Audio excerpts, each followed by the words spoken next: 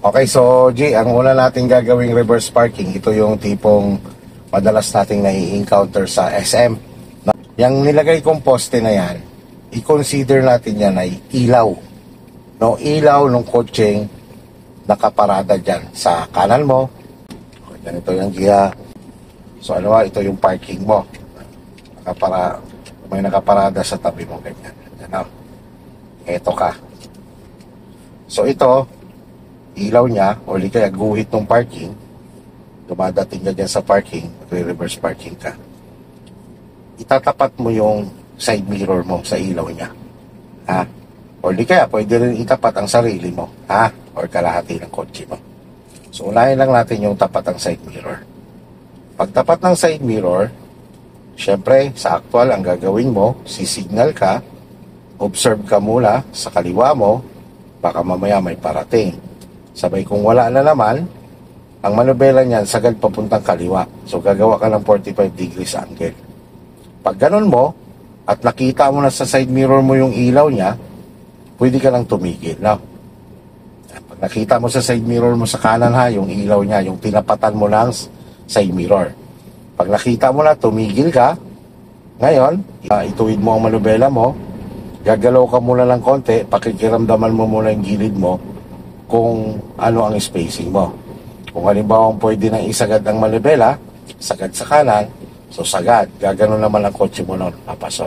Ipa-priority mo muna itong nasa kanan mo. Kailangan kasi pasok mo muna yung gilid ng kanan mo. No? Kasi pag pasok na yung kanang gilid mo, so hindi mo pa naman yan tatamaan yung dito. Okay, so nung pumasok na, so maging aware ka na ngayon sa kaliwa mo. So nakasagad ka sa kanan, atras ka. Habang umaatras kang ganon, may mga sitwasyon kasi yan na nakukuha ng isang atrasan. Pero just in case sa pag-atras mong ganon, pasok ka nga dito sa kanan mo, pero dumidikit ka naman sa kaliwa mo, diba ganyan. Nakapasok na yung isang gulong mo, na nakatagilid na ganyan. Kita mo naman na nakasagad ka sa kanan, pero ibig sabihin, dumidikit ka sa kaliwa. Pagka ganyan, huwag mo lang ipilit. Ang gagawin mo naman nun, lagay mo naman sa drive, pa-forward ka naman, isasagad mo sa kaliwa ang manubela mo para gumanon yung kotse mo. Pag gumanon na, so parehas mo na nakikita ang gilid mo. Aatras ka na lang ng diretso. No? Okay, sige. Tatry natin ha. Basta ang goal mo kasi dyan, ay syempre, may pasok mo ang kotse mo na hindi mo na sasagi ang katabi mo. In the same time, dapat align. Ano? So sa parking, wala diyang pinag-uusapan na kailangan makuha mo kagad ng isang atrasan. Situational nga eh. No? So, ibig sabihin, kapag tingin mo na madikit pa yung kaliwa mo, forward ka muna. Itutuwid mo muna sa labas ang kotse mo. Kaya ang goal mo, kailangan makita mo yung bawat gilid mo. Makita mo sa mga side mirror mo, no? Okay, sige, try natin. Itong side mirror na to, itatapat mo dun sa pangalawang poste. Tapos, dahil automatic ang dinadrive mo, kapag nagpa-parking ka sa mga malls natin, ay kailangan hindi ka nagagas. Bitaw-bitaw lang yun sa brake, ano? Kasi nagalaw naman yan, automatic yan eh, no? Okay, sige, lagay mo sa drive. Sige, tara. Move lang ikaw. In the same time, yung space mo, Jay, simula dun sa paparadahan mo, kailangan hindi ka sobrang dikit. Lalo na kapag may mga nakaparada, no? Sige, tapat mo. Okay, stop. Yan, tumapat, ano? Step by step natin gagawin. Signal ikaw kaliwa, huwag mo kalimutan yan ha. Tapos yung pag-observe sa kaliwa, lalo na sa actual, sagad mo manubela mo sa kaliwa. Sige, forward ikaw.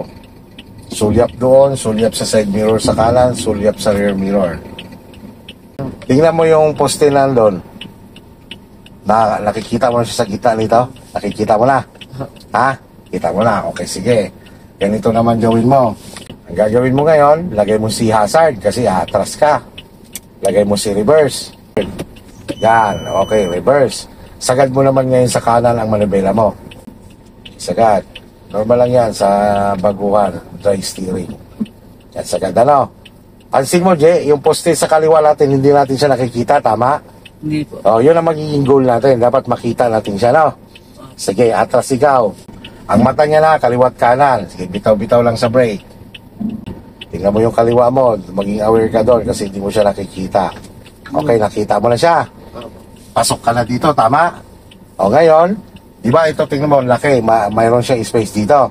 Doon, nakita mo siya pero wala pa siya masyadong space, tama? Wala. Atras pa ikaw. Sige, bawat galaw, check ang mga side mirror. Sige. O, pasok na siya. Pasok na rin dito. O, sige, diretso mo.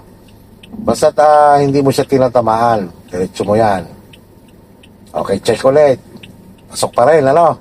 Kaya ganyan lang nagpapark ka, hindi yung dire-diretso. Okay, stop. Pasok na siya parehas, di ba? Tingnan mo, ang bawat gilid mo, hindi mo na tinatamaan. Di ba? Ang gagawin mo na lang dyan, ay iaalay na lang si kotse. Aantayin mo lang na mag 12 o'clock position ang sasakyan natin bago tayo tumigil ulit para idiretso ang manibela. Sige, atras. Tingin pa rin ha, left and right. Okay, stop. O, pantay na yung gilid mo. Tingnan mo, bawat gilid mo. Pantay na, di ba? Yon. Okay, so pantay mo na rin si manibela. 1 and 2. O, saka ka ngayon pumasok. Okay, stop. Neutral.